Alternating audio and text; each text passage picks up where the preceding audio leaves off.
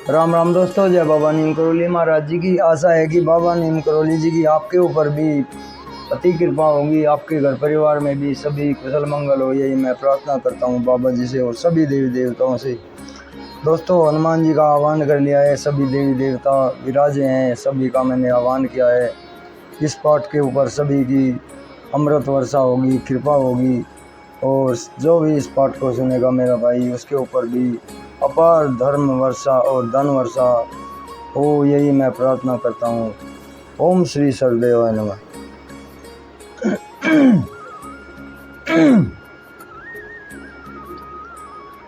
तो शुरू करते हैं दोस्तों। श्रीमद् वाल्मीकि रामायण अयोध्या कांड का 40वां सर्ग। तदनंतर राम, लक्ष्मण और सीता ने हाथ जोड़कर दीन भाव से राजा दशरथ के चरणों का स्पर्श करके उनकी दक्षिणावर्त पर परिक्रमा की। उनसे विदा लेकर सीता सहित धर्मज्ञ रघुनाथ जी ने माता का कष्ट देखकर शोक से व्याकुल हो उनके चरणों में प्रणाम किया। श्री राम जी के बाद लक्ष्मण ने भी पहले माता कौशल्या को प्रणाम किया, फिर अपनी माता सुमित्रा के दोनों पैर पकड़े। अपने पुत्र महाबाहु लक्ष्मण को प्रणाम करते देखकर उनका हित चाहने वाली माता सुमित्रा ने बेटे का मस्तक छूकर कहा, वत्स, तुम अपने सौहर्द श्री राम के परम अनुयायी हो, इसलिए मैं तुम्हें वनवास के लिए विदा करती हूँ। अपने बड़े भाई के वन में इधर उधर जाते समय तुम उनकी सेवा में कभी प्रमाद ना करना। ये संकट में हो या समृद्धि में, यही तुम्हारी परम गति है। निष्पाप लक्ष्मण, संसार में सत्पुरुषों का यही धर्म है कि सर्वदा अपने बड़े भाई की आज्ञा के अधीन रहें। दान देना, यज्ञ में दीक्षा ग्रहण करना और युद्ध में शरीर त्यागना, यही इस कुल का उचित एवं सनातन आचार है। अपने पुत्र लक्ष्मण से ऐसा कहकर सुमित्रा ने वनवास के लिए निश्चित विचार रखने वाले सर्वप्रिय श्री रामचंद्र जी से कहा, बेटा जाओ, तुम्हारा मार्ग मंगलमय हो। इसके बाद वे लक्ष्मण से फिर बोली, बेटा, तुम श्री राम को ही अपने पिता महाराज दशरथ समझो, जनक नंदिनी सीता को ही अपनी माता सुमित्रा मानो और वन को ही अयोध्या मानो। अब सुखपूर्वक यहाँ से प्रस्थान करो। इसके बाद जैसे ही मतीली इंद्र से कोई बात कहते हैं, उसी प्रकार विनय से ज्ञाता सुमंत्र ने ककुति स्थल कुलभूषण श्री राम से विनयपूर्वक हाथ जोड़कर कहा, माहेश्वरी राजकुमार श्री राम, आपका कल्याण हो। आप इस रथ पर बैठिए। आप मुझसे जहाँ कहेंगे मैं वहीं शीघ्र आपको पहुँचा दूँगा। आपको जिन 14 वर्षों तक वन में रहना है, उनकी गणना आज से ही आरंभ हो जानी चाहिए, क्योंकि देवी कैकेयी ने आज ही आपको वन में जाने के लिए प्रेरित किया है। तब सुंदरी सीता अपने अंगों में उत्तम अलंकार धारण करके प्रसन्नचित्त से उस सूर्य के समान तेजस्वी रथ पर आरूढ़ हुई। पति के साथ जाने वाली सीता के लिए उनके ससुर ने वनवास की वर्ष संख्या गिनकर उनके अनुसार ही वस्त्र और आभूषण दिए थे। इस प्रकार महाराज ने दोनों भाई श्री राम और लक्ष्मण के लिए जो बहुत से अस्त्र शस्त्र और कवच प्रदान किए थे, उन्हें भी रथ के पिछले भाग में रखकर उन्होंने चमड़े से मढ़ी हुई पिटारी और खंती या कुदारी भी उसी पर रख दी। इसके बाद दोनों भाई श्री राम और लक्ष्मण उस अग्नि के समान दीप्तिमान स्वर्ण भूषित रथ पर शीघ्र ही आरूढ़ हो गए, जिनमें सीता की संख्या तीसरी थी। उन श्री राम आदि को रथ पर आरूढ़ हुआ देख सारथी सुमंत्र ने रथ को आगे बढ़ाया। उसमें जुते हुए वायु के समान वेगशाली उत्तम घोड़ों को हाँका। जब श्री रामचंद्र जी सुदीर्घ काल के लिए महान वन की ओर जाने लगे, उस समय समस्त पूर्ववासियों, सैनिकों तथा दर्शक रूप में आए हुए बाहरी लोगों को भी मूर्छा आ गई। उस समय सारी अयोध्या में महान कोलाहल मच गया। सब लोग व्याकुल होकर घबरा उठे। मतवाले हाथी श्री राम के वियोग से कुपित हो उठे और इधर उधर भागते हुए घोड़ों के हिनहिनाने एवं उनके आभूषणों के खनकने की आवाज़ सब और गूंजने लगी। अयोध्या के आबाल और वृद्ध सब लोग अत्यंत पीड़ित होकर श्री राम के पीछे दौड़े, मानो धूप से पीड़ित हुए प्राणी पानी की ओर भागे जाते हों। उनमें से कुछ लोग रथ के पीछे और कुछ बगल में लटक गए। सभी श्री राम के लिए उत्कंठित थे और सबके मुख पर आंसुओं की धारा बह रही थी।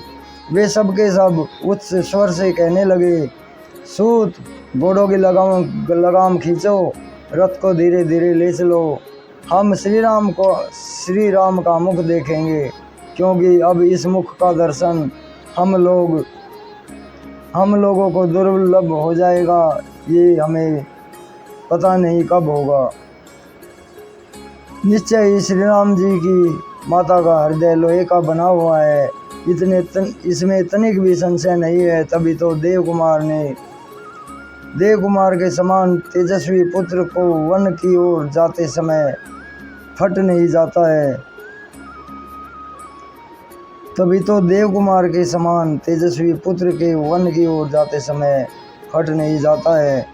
विदेह नंदिनी सीता कृतार्थ हो गई, क्योंकि वे पतिव्रत धर्म में तत्पर रहकर छाया की भांति पति के पीछे पीछे चली। वे श्री राम का साथ उसी प्रकार दे रही थी जैसे सूर्य प्रभा मेरु पर्वत का त्याग नहीं करती है। ओ लक्ष्मण, तुम भी कृतार्थ हो गए, क्योंकि तुम सदा प्रिय वचन बोलने वाले अपने देवतुल्य भाई की वन में सेवा करोगे। तुम्हारी यह बुद्धि विशाल है, तुम्हारा यह महान अबुद्ध है, और तुम्हारे लिए यह स्वर्ग का मार्ग मिल गया है, क्योंकि तुम श्री राम का अनुसरण कर रहे हो। ऐसी बातें कहते हुए वे पूर्ववासी मनुष्य उमड़े हुए आंसुओं के वेग से बहुत ही उत्कंठित हुए और उस वेग को ना सह सके। वे लोग सबके प्रेम पात्र रघुकुल नंदन श्री रामचंद्र जी के पीछे पीछे चले जा रहे थे। उसी समय दयनीय दशा को प्राप्त हुई अपनी स्त्रियों से घिरे हुए राजा दशरथ अत्यंत दीन होकर मैं अपने प्यारे पुत्र श्री राम को देखूंगा, ऐसा कहते हुए महल से बाहर निकल आए। उन्होंने अपने आगे रोती हुई स्त्रियों को महान आर्तनाद सुना। वह वैसा ही जान पड़ता था जैसे बड़े हाथी योतपति के बांध लिए जाने पर हथनियों का चीत्कार सुनाई देता है। उस समय श्री राम के पिता रघुकुल वंशी श्रीमान राजा दशरथ उसी तरह खिन्न जान पड़ते थे जैसे पर्व के समय राहु से ग्रस्त होकर होने से पूर्ण चंद्रमा श्रीहीन प्रतीत होते हैं। यह देख चिंत्य स्वरूप दशरथ नंदन श्रीमान भगवान राम ने सुमंत्र को प्रेरित करते हुए कहा, आप रथ को तेजी से चलाइए। एक और श्री रामचंद्र जी सारथी से रथ हाँकने के लिए कहते हैं और दूसरी ओर सारा जन समुदाय उन्हें ठहर जाने के लिए कहता है। इस प्रकार दुविधा में पड़कर सारथी सुमंत्र उस मार्ग पर दोनों में से कुछ ना कर सके, ना तो रथ को आगे बढ़ा सके और न ही सर्वथा रोक ही सके। महाबाहु श्री राम के नगर से निकलते समय पूर्ववासियों के नेत्रों से गिरे हुए आंसुओं द्वारा भीग कर धरती की उड़ती हुई धूल भी शांत हो गई। श्री रामचंद्र जी के प्रस्थान करते समय सारा नगर अत्यंत पीड़ित हो गया। सब रोने लगे और आंसू बहाने लगे तथा सभी हाहाकार करते हुए अचेत से हो गए थे। नारियों के नेत्रों से उसी तरह खेद जनित अश्रु झरझर बह रहे थे जैसे मछलियों के उछलने से हिले हुए कमलों द्वारा जल कणों की वर्षा होने लगती है। श्रीमान राजा दशरथ सारी अयोध्यापुरी के लोगों को एक सा व्याकुल चित देखकर अत्यंत दुख के कारण जड़ से कटे हुए वृक्ष की भांति भूमि पर गिर पड़े। उस समय राजा को अत्यंत दुख में मग्न हो कष्ट पाते देख श्री राम पीछे जाते हुए मनुष्यों का पुनः महान कोलाहल प्रकट हुआ। अंतःपुर की रानियों के सहित राजा दशरथ को उच्च स्वर से विलाप करते देख कोई हा राम कहकर और कोई हा राम माता की पुकार मचाकर करुण क्रंदन करने लगे। उस समय श्री रामचंद्र जी ने पीछे घूमकर देखा तो उन्हें विषादग्रस्त तथा भ्रांतचित्त पिता राजा दशरथ और दुख में डूबी हुई माता कौशल्या दोनों ही मार्ग पर अपने पीछे आते हुए दिखाई दिए। जैसे रस्सी में बंधा हुआ घोड़े का बच्चा अपनी माँ को नहीं देख पाता, उसी प्रकार धर्म के बंधन में बंधे हुए श्री रामचंद्र जी अपनी माँ की ओर स्पष्ट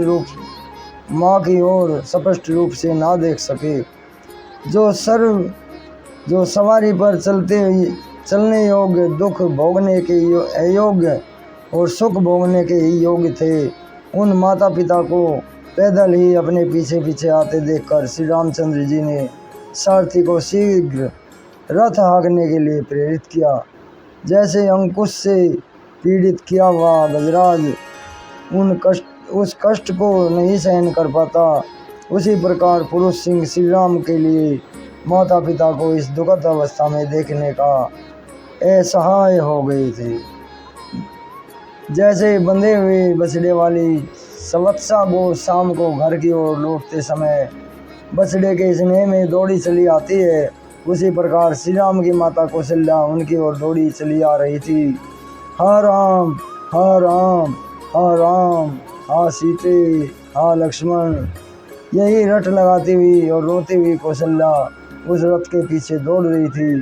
वे श्री राम, लक्ष्मण और सीता के लिए नेत्रों से आंसू बहा रही थी। इधर उधर नाचती, चक्कर लगाती सी डोल रही थी।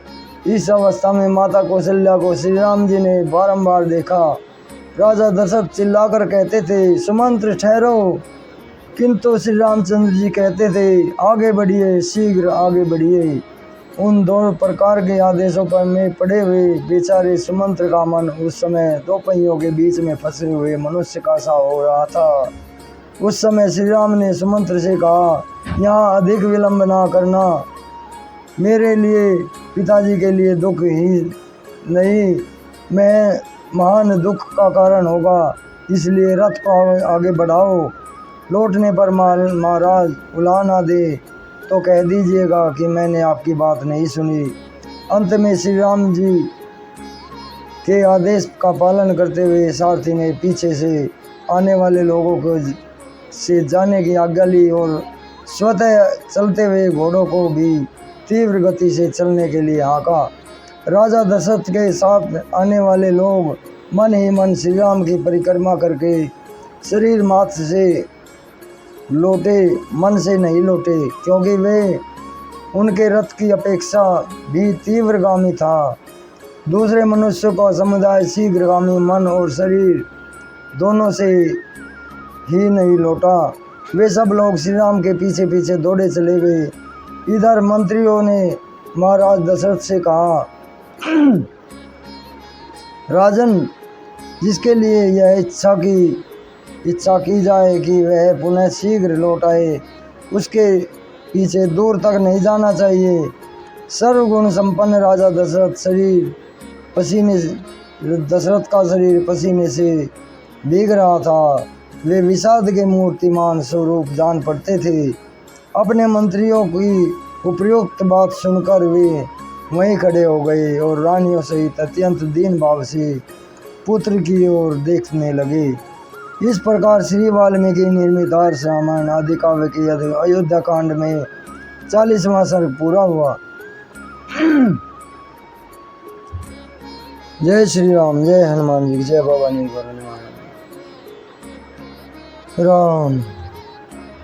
दोस्तों, ये 40वां सर्ग पूरा हुआ है आज, और इसमें सभी अयोध्यावासी रो रहे हैं जब राम जी वनवास को चले, और माता कौशल्या, राजा दशरथ जी सभी रोते हुए उनके पीछे, राम जी के पीछे दौड़े चले आ रहे हैं। पाठ तो पढ़ा है दोस्तों, लेकिन इतना दर्द कभी नहीं हुआ जितना आज मुझे भी आंखों में आंसू हो रहे हैं, बहुत घबराहट हो रही है। तो इसलिए आज आज्ञा लेता हूँ। बाबा नीम करोली जी, श्री राम जी आपके ऊपर सदैव कृपा करें मेरे भगवान। राम।